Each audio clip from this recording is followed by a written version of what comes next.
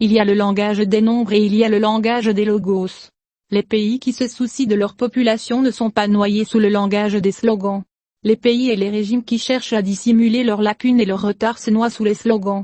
Il n'y a aucune preuve de l'adoption par le Maroc du langage des chiffres plus que le discours prononcé par le roi Mohamed V à l'occasion du 47e anniversaire de la Marche verte à laquelle environ 350 000 citoyens marocains ont participé. À partir du 6 novembre de l'année 1975, la marche visait à restituer au Maroc ses provinces désertiques sous occupation espagnole. Le roi Hassani, que Dieu lui fasse miséricorde, a su choisir le bon moment pour que le Maroc restitue dans la paix ses provinces désertiques à une époque où l'Espagne était dans une phase de transition.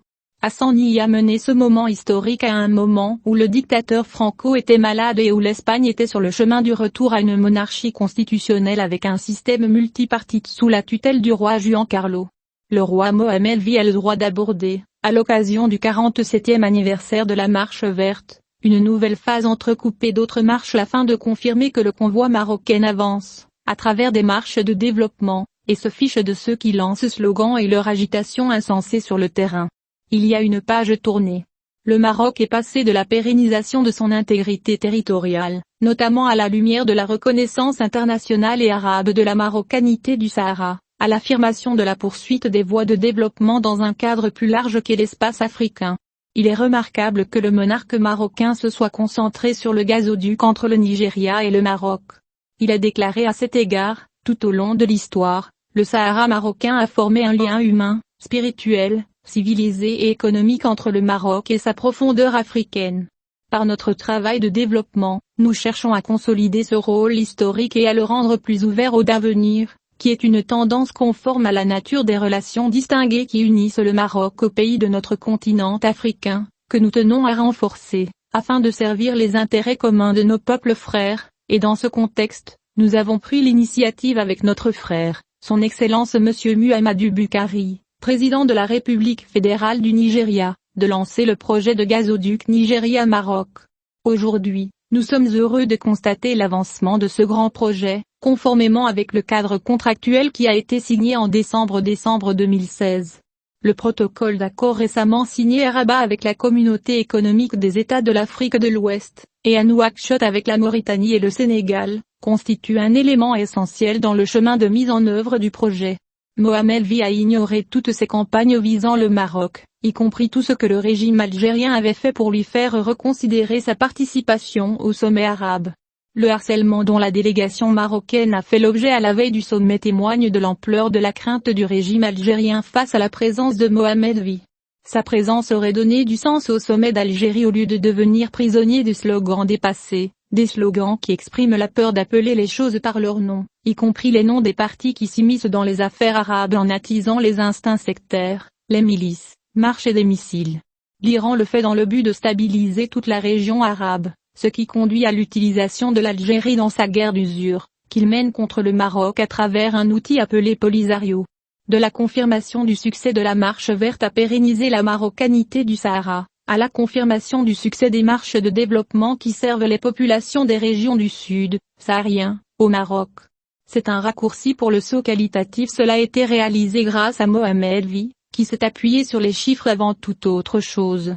À cet égard, il a déclaré, la commémoration du 47e anniversaire de la Marche verte intervient à une étape cruciale dans le processus de consolidation de la marocanité du Sahara.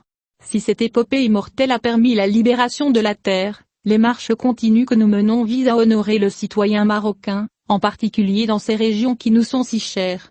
Ainsi, notre démarche de défense de la marocanité du Sahara se fonde sur une perspective intégrée qui conjugue action politique et diplomatique, et promotion du développement économique, social et humain de la région. Dans ce cadre, le programme de développement des provinces du Sud, qui a été signé sous notre présidence, tombe à Laayoune en novembre 2015 et à Dakhla en février 2016.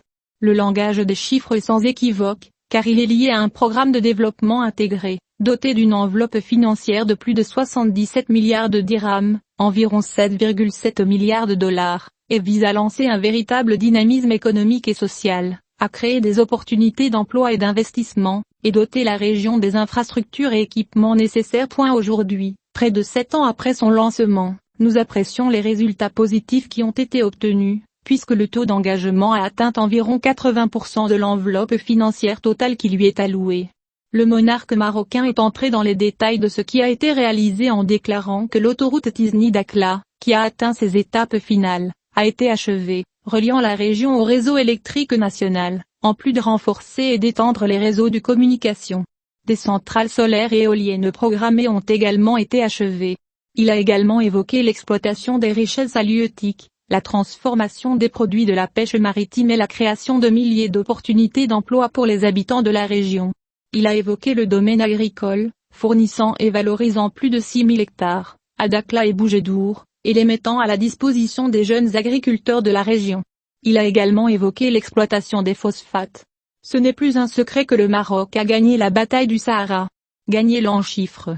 Non seulement il l'a gagné politiquement, économiquement et militairement, mais il l'a aussi gagné civilement.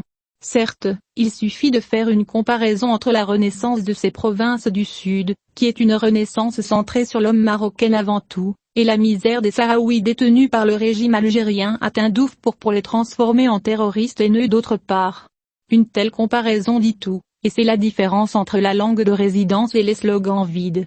Entre la culture de la vie et la culture de la mort. Algérie Tim Ker Dieu est bon Dieu.